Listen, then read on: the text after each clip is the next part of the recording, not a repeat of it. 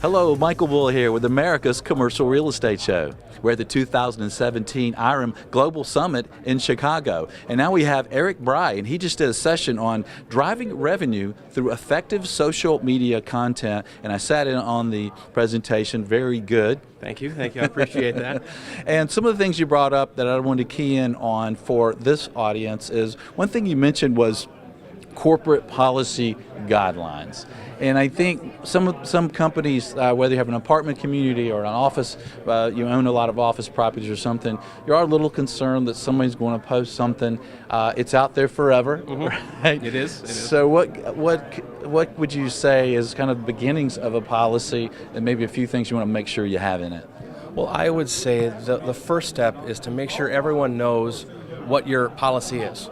I have seen organizations who have said no brand mentions by any of the employees, and I have seen others say, look, you can post whatever you want as long as it's positive. The first step is deciding what you as an organization want to do from a policy standpoint and enact that. Obviously, my recommendation would be to start with, look, let's just say no posts for right now until we figure out what our brand is and how we're going to talk about it. Yeah, and that's interesting too, because I've also heard you say in the presentation that, look, you want to get as many people out there talking about your brand as you can. And obviously, if you've got a good, effective company, maybe you have some cheerleaders in-house, right? So what would be some ideas there if you want to get all your employees and folks trying to get out there and spread the good word about your community or your company? Well, then just give them ideas of things they can post about. Feel-good stories about themselves, about people who live there, their clients. Anything that really sheds a positive light on thing is where you want to give them guidance. You can't dictate what people are going to post, but you can help them out and say, look, let's post about these 3 things this month, and then kind of let them go from there. Okay. And one thing that I've heard you talk about too is responding. So if someone says something on social media, maybe it's good, maybe it's not good. You mentioned respond, and I think that most people would understand that. But what do you say about engagement when someone is retweeting you or they're sharing your post? Should you take the time, and that could be a considerable amount of time, just to thank them on social media for that?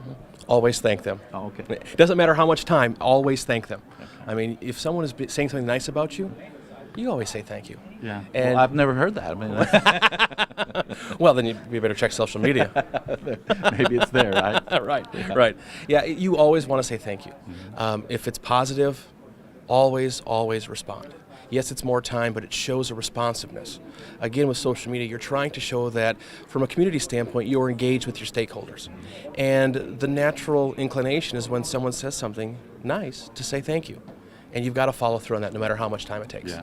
And what if they're just retweeting something that you posted that maybe has nothing to do with your company or anything? They just retweeted it. You would just, as a thank you, like what they retweeted. So if you tweet something, someone retweets it, you see that, you just like their tweet. And that is the universal sign of thank you. Okay, excellent. Now, the content. Always king, right? Always king. And you're always looking for great content, and I think most of artists realize you want your content to be great for the people you're actually trying to reach. But what are some tips for finding that content? So my first tip would be rethink about what you're talking about as a brand. From a residential standpoint, we have apartments or condos or places to live. That is the product. But you have the core benefit. So if you're living in an apartment, what do you do there? You live there.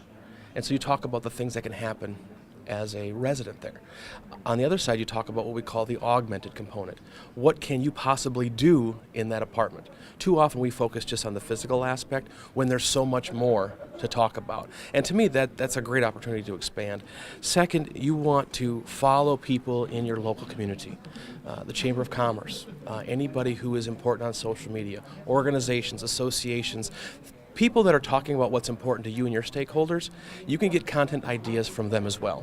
And then obviously, your competitors. We don't want to do everything a competitor does, but if you're struggling with social media, see what they're doing and see if you can find a good idea. There's nothing wrong with that. Those are great tips. And how about these aggregation types, the aggregator systems where you can, and you can find content and maybe get a notice of it? One of the first sites I would use is a site called BuzzZomo. BuzzZomo is a site where you can go type in a search term and the most relevant and most popular social media content from the last couple of days comes up. And so you're finding content that is useful and relevant, but you know it's of interest. And we always want to have content that people care about. So I would use them. There are different sites, House, for example. That is a great content aggregator when it comes to residential property. And that's spelled H-O-Z. It's H-O-U-S-S-Z, I believe. Okay. And House it's where people go to put illustrative examples of how their homes look, their apartments look. And what you can do is you can tag items in there. And so you're able to find out, okay, where'd that couch come? Well, that couch came from this store. Or where did that table come from? And you can populate basically your apartment based upon what you found from that social media site.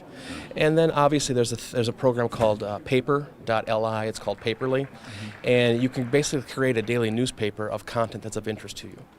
And you'll get anywhere from 50 to 100 ideas every day of content.